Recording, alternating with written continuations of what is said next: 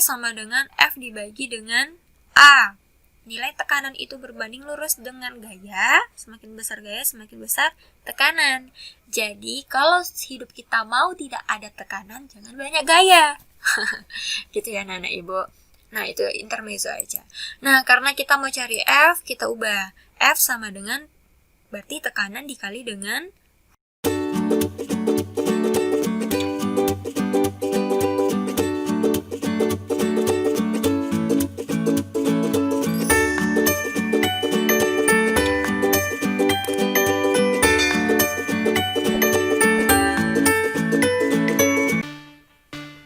Assalamualaikum. Welcome to my channels. Fitris here. Bagi teman-teman yang baru mampir, jangan lupa ya untuk di like, comment, dan subscribe. Semoga aku makin semangat buat videonya. Baiklah, pada kesempatan ini kita akan bahas tentang persiapan ujian fisika. Nah, video ini untuk SMK sederajat ya teman-teman. Pada tahun ajaran 2019-2020. Video ini didedikasikan untuk anak-anak ibu yang ada di SMK 113 Koto Kampar. Untuk persiapan belajar di rumah aja dan ujian di rumah aja. Semoga semangat terus ya ujiannya. Semoga lancar. Baiklah, kita mulai dari soal pertama. Apakah yang dimaksud dengan elastisitas atau elastis?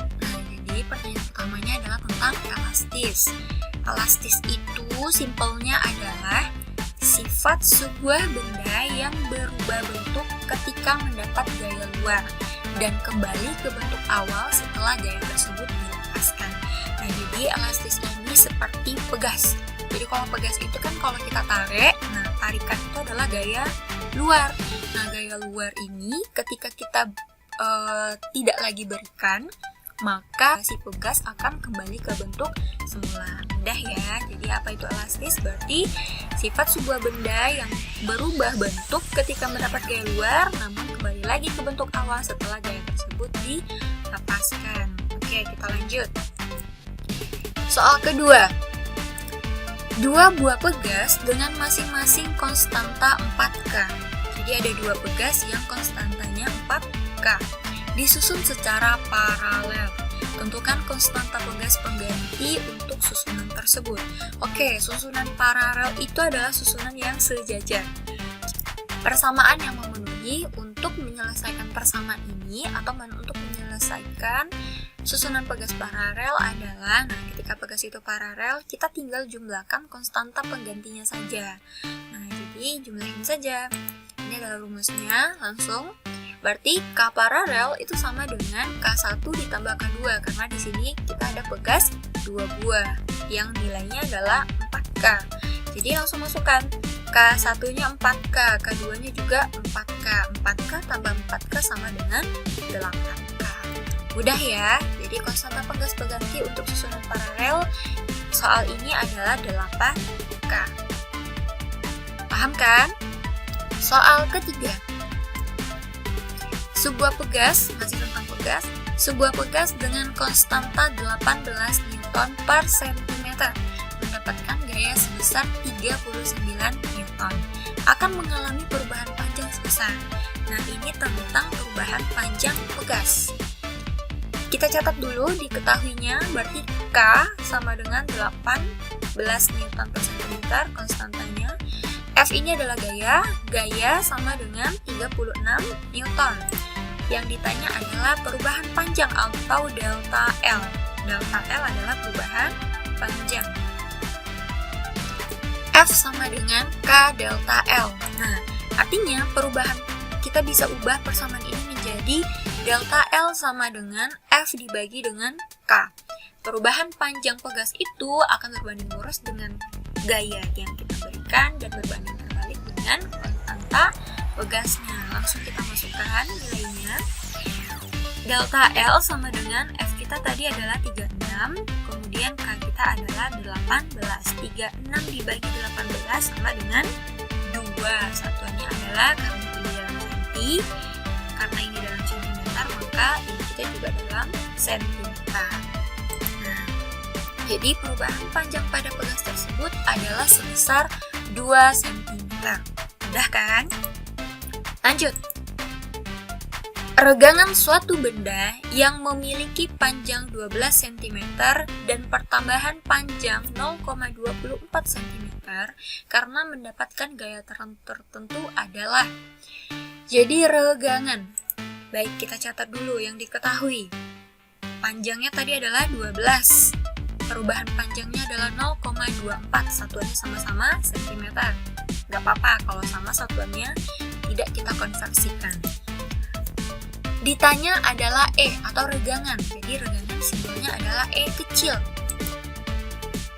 Regangan itu persamaannya adalah perubahan panjang dibagi dengan panjang. Jadi regangan itu adalah ukuran meregangnya suatu benda. Nggak ada satuan. Jadi perbandingan dari perubahan panjang dengan panjang mula-mula. Langsung kita masukkan. Delta L-nya 0,24 dibagi dengan 12. Nah, untuk membagi ini simpelnya adalah anak ibu geser dulu komanya ke belakang. Berarti 24 dibagi 12 sama dengan 2. Kita catat 2, kemudian ada berapa angka di belakang koma? 2. Kemudian 2 yang kita buat menjadi 2 angka di belakang koma. Jadinya 0,02. Tidak pakai satuan. Regangan dari benda tersebut adalah sebesar 0,02. Lanjut, soal kelima. Besar energi potensial kawat elastis yang memiliki berat 100 Newton pada saat pertambahan panjangnya 5 cm adalah. Jadi kita mencari energi potensial dari kawat yang diberikan gaya. Catat dulu yang diketahui ada F 100 Newton gayanya. Perubahan panjangnya, pertambahan panjang atau delta L sama dengan 5 cm. Karena kita mau cari energi, cm ini harus kita konversikan ke meter. Senti ke meter itu naik 2 tangga. Naik 2 tangga berarti kita geser komanya menjadi 2 angka di belakang koma. Karena 5-nya nggak ada 0 ya di belakang. Geser 1, tambah 0-nya 1, digeser lagi. Jadi 2 angka di belakang koma. Yang ditanya adalah energi potensial EP. EP itu sama dengan setengah F kali delta L atau setengah K delta L kuadrat. Itu ada juga ya persamaan di Bekasi kemarin. Nah, karena sekarang F-nya tidak kita ganti menjadi K, berarti kita tetap pakai F, setengah F kali delta L. Berarti EP-nya kita masukkan setengah, F-nya kita ganti 100, delta L-nya adalah 0,05. Kita ambil yang satuannya meter, supaya nanti satuannya benar untuk joule. Jadi langsung setengah kita bagi dengan 100, 50 dikali 0,05 sama dengan 2,5. Satuannya adalah joule. Jadi energi potensial kawat tersebut adalah 2,5 joule. Mudah kan? Lanjut soal nomor 6. Gaya yang dialami oleh benda yang memiliki luas permukaan 1 meter kuadrat. Ini adalah A ya. Jika mendapat tekanan sebesar 30 Newton per meter kuadrat adalah, yang diketahui adalah A-nya 1 meter kuadrat, kemudian tekanan. Tekanan simbolnya adalah P, pressure. Jadi P sama dengan 30 Newton per meter kuadrat. Yang ditanya adalah F. Hubungan antara tekanan, gaya, dan luas permukaan. P sama dengan F dibagi dengan A. Nilai tekanan itu berbanding lurus dengan gaya. Semakin besar gaya, semakin besar tekanan. Jadi, kalau hidup kita mau tidak ada tekanan, jadi banyak gaya. Gitu ya anak ibu. Nah, itu intermezzo aja. Nah, karena kita mau cari F, kita ubah. F sama dengan, berarti tekanan dikali dengan A. Kita masukkan langsung, P-nya sama dengan 30, A-nya sama dengan 1, berarti gaya yang diberikan adalah 30 Newton. Jadi gaya yang bekerja pada benda tersebut adalah sebesar 30 Newton. Nah, mudah-mudah ya. Semoga belajar di rumahnya semakin semangat, karena soalnya memang tidak susah. Lanjut. Soal ke-7. Nilai konstanta suatu pegas yang meregang sebesar 1,5 cm akibat gaya 15 Newton adalah. Nah, yang ditanya konstanta pegas ya, berarti yang diketahui adalah yang meregang, berarti meregang ini adalah delta L. Delta L sama dengan 1,5 cm. Gayanya adalah 15 Newton. Yang ditanya adalah K, konstanta pegas. Mudah ya, berarti tadi kita persamaannya F sama dengan K delta L. Yang ditanya K, kita ubah aja. K berarti sama dengan F dibagi dengan delta L. Langsung dimasukkan, F-nya 15, delta L-nya 1,5, kemudian dibagikan. Sama kayak tadi, 15 dibagi dulu dengan 15, hasilnya 1. Nah, karena ini dibaginya 1,5, berarti makin besar kan? Kita tambahkan nolnya dengan 1 0, karena ini ada satu angka di belakang koma. 15 dibagi 1,5 sama dengan 10. Ini baru dalam senti anak-anak ibu, karena ini ibu gak ubah. Ini masih dalam sentimeter.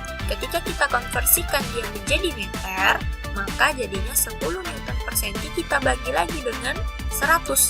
10 bagi 100 sama dengan 0,1. 0,1 Newton per meter.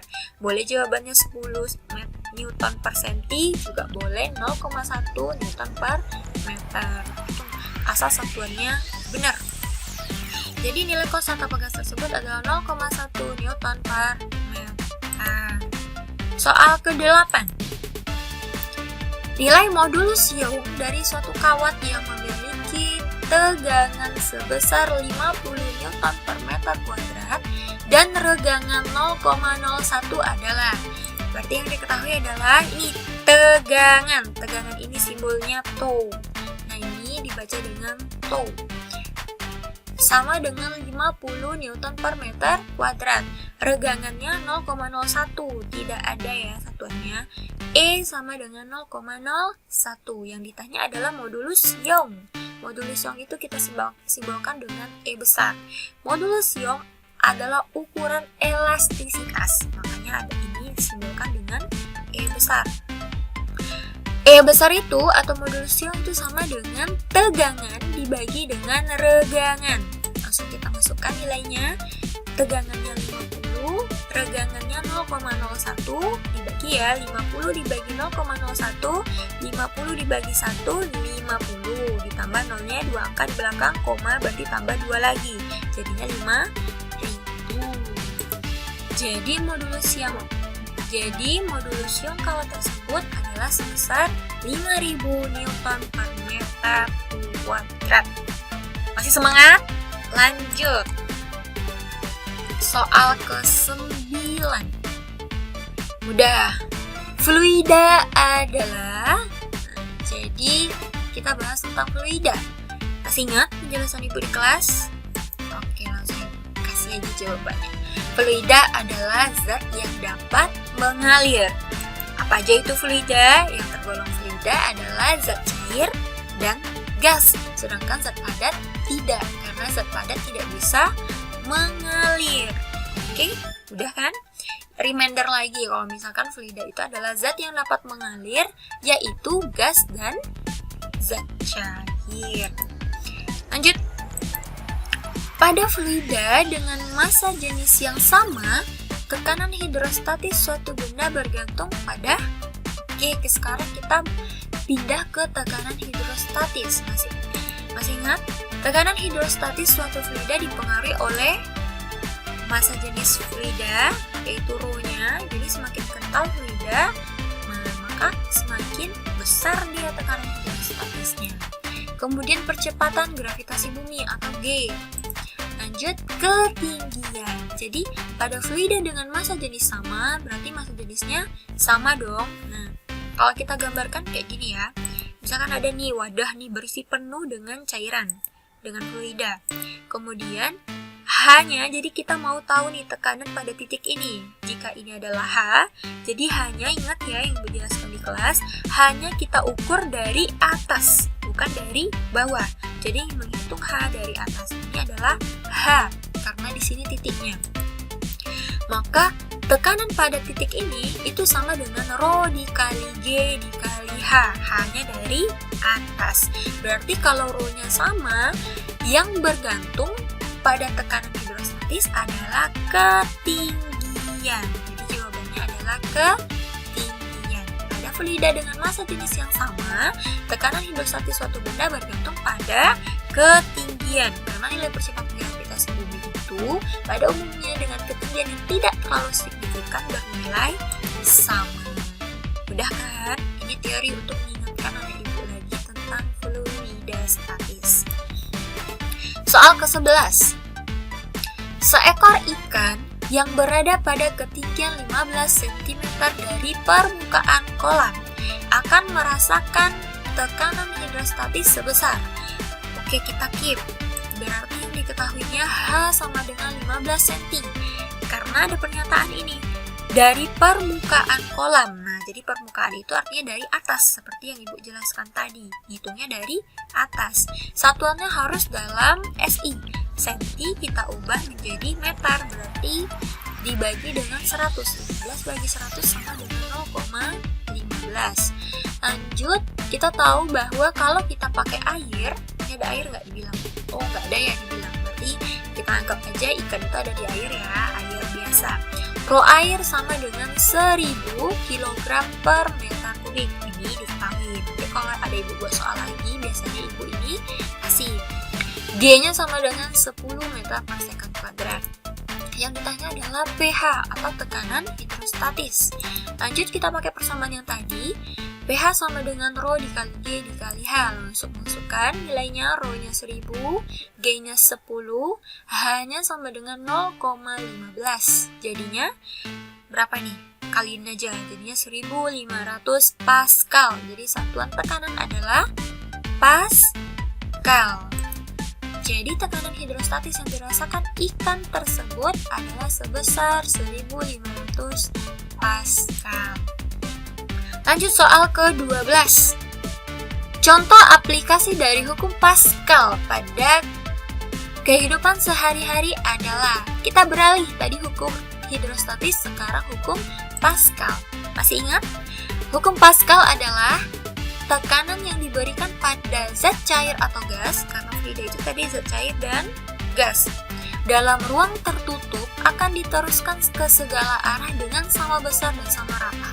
Contohnya gini, balon kita isi dengan udara. Nah, berarti ruang tertutup kan, kita tekan balonnya.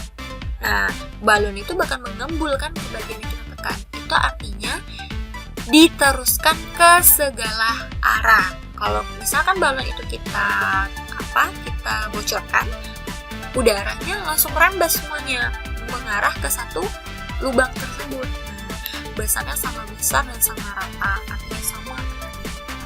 Nah, jadi kalau dalam ruang tertutup itu fluida akan menekan ke segala arah sama besar dan sama rata.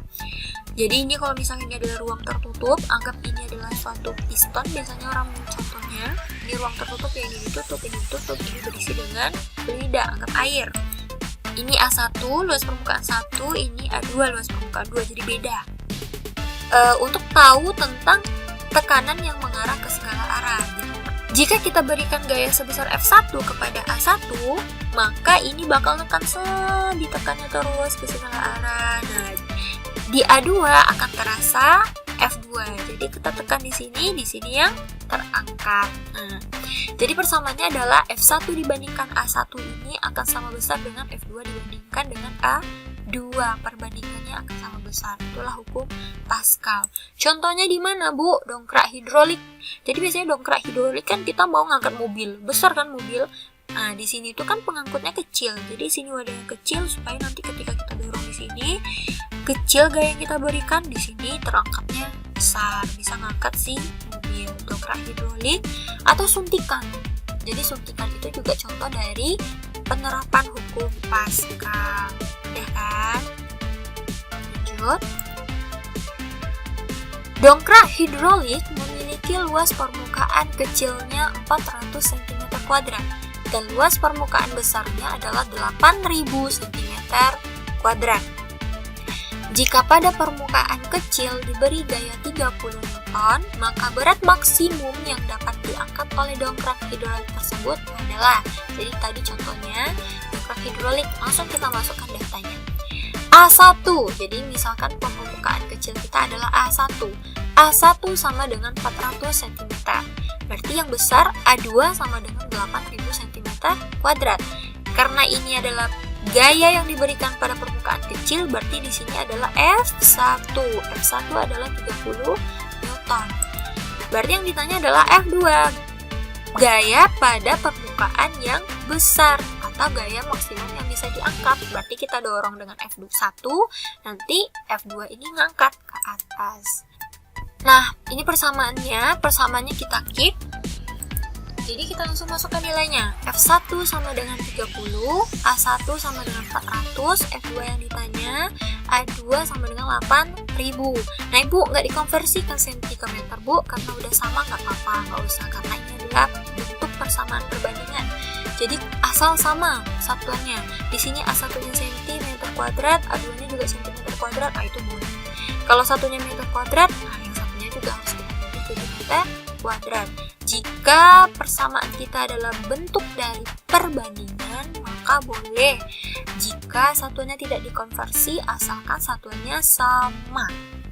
Masukkan nilainya. Nah, langsung F2 ini sama dengan kali silang ya. 30 dikali 8000 dibagi dengan 400. Hasilnya adalah 600. Jadi berat maksimum yang dapat diangkat dongkrak adalah sebesar 600 Newton. Lanjut soal ke-14. Sebuah batu memiliki berat 50 Newton di udara dan 45 Newton di dalam air. Gaya angkat yang bekerja pada batu tersebut adalah, kita move dari hukum Pascal ke hukum Archimedes. Nah, kita dibahas tentang gaya angkat ya. Gaya angkat atau FA.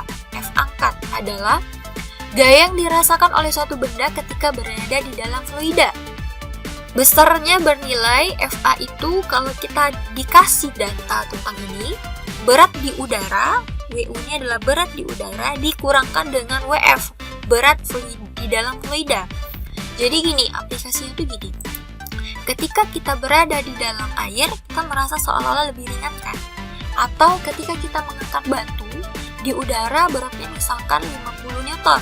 Kemudian ketika kita di dalam air, kita nyelam, kita angkat batu dengan posisi yang lama, itu batu seolah-olah menjadi lebih ringan. Itu kenapa, Bu, lebih ringan, Bu? Karena di situ dibantu oleh gaya angkat ke atas, si fluida yang kasih gaya angkat ke atas sebesar berat fluida yang dipindahkan oleh benda tersebut. Langsung saja kita masukkan angkanya. FA sama dengan 50 dikurang dengan 45 sama dengan 5 Newton. Hukum Archimedes menjelaskan lebih lanjut mengenai besar dari gaya angkat yang dibilang tadi. Jadi gaya angkat ini dijelaskan lebih lanjut di hukum Archimedes. Soal ke-15. Benda akan tenggelam dari suatu fluida apabila. Nah, jadi tenggelam, melayang, terapung itu dijelaskan oleh hukum Archimedes. Hukum Archimedes secara lanjut berbunyi, benda akan merasakan gaya angkat sebanding dengan volume fluida yang dipindahkan oleh benda tersebut. Pernyataan ini bisa kita rumuskan dengan ketika ada suatu benda, ini ada benda ya, volumenya tertentu, kita masukkan ke dalam fluida, berarti ada rho fluida. Maka benda tersebut akan merasakan gaya angkat sebesar volume fluida yang dipindahkan oleh benda. Jadi volume benda di dalam fluida. BF ini adalah benda di dalam fluida.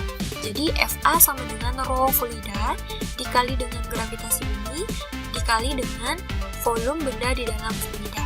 Nah, artinya ukuran dari gaya angkat itu adalah berapa besar sih volume benda yang ada dalam fluida. Konsepnya ketika kita bahas tenggelam, terapung, melayang, terapung itu adalah kondisi ketika ternyata rho fluida itu lebih berat daripada rho dari benda. Jadi benda itu massa jenisnya lebih ringan dibandingkan fluida, makanya dia keangkat ke atas. Melayang itu ketika massa jenis fluida sama dengan massa jenis benda. Nah, tenggelam itu adalah ketika kondisi massa jenis fluida lebih kecil dari massa jenis benda. Jadi bendanya lebih besar massa jenisnya, makanya dia tenggelam. Jadi benda akan tenggelam pada suatu fluida apabila massa jenis fluida lebih kecil dari massa jenis benda. Jawabannya itu ya. Masih semangat? Oke, kita lanjut. Soal ke-16. Besarnya kecepatan suatu minyak yang mengalir dalam suatu pipa yang mempunyai luas penampang 1,6 meter kuadrat dengan debit 3,2 meter pangkat 3 per second adalah, kita bahas debit sekarang. Jadi yang diketahui adalah A, luas penampang adalah A sama dengan 1,6 meter kuadrat, debit kita simbolkan dengan D. Debit sama dengan 3,2 meter pangkat 3 per second. Yang ditanya adalah kecepatan. Berarti yang ditanya adalah V kecil, velocity. Debit itu persamaannya adalah A dikali V, yaitu luas permukaan pipa, karena kita sekarang lagi bahas pipa, dikali dengan kecepatan aliran fluida. Nah, di sini adalah minyak. Nah, karena kita nyari V, berarti V kita ubah dengan debit dibagi dengan luas permukaan. Langsung kita masukkan nilainya, karena ini satunya udah sama ya. Meter di sini juga meter. Nah, V sama dengan 3,2 dibagi dengan 1,6 sama dengan 2 meter per second. Mudah kan? Jadi kecepatan minyak yang mengalir tersebut adalah sebesar 2 meter per second. Lanjut, soal ke-17. Masih tentang debit kayaknya. Sebuah selang air berukuran 1 cm kuadrat mengeluarkan air dengan kecepatan 10 cm per second. Debit air yang keluar pada selang tersebut adalah, berarti yang diketahui adalah A-nya 1 cm kuadrat, V-nya adalah 10 cm per second. Nah, ini cm, maka di sini Ibu nggak konversikan ya, karena udah sama. Yang ditanya adalah D. Lanjut, rumus yang tadi masih D sama dengan A kali V. Langsung masuk ke rumusnya, A-nya 1, V-nya 10. Berarti D sama dengan 10, satuannya jadinya cm pangkat 3 per second. Paham? Jadi debit air yang keluar pada selang tersebut adalah sebesar 10 cm pangkat 3 per second. Soal ke-18. Masih tentang debit nih kayaknya. Debit suatu fluida yang mengalir 600 meter pangkat 3 dalam 2 menit adalah, jadi yang ditanya adalah debit. Yang diketahui berarti volumenya. Volumenya adalah 600 meter kubik.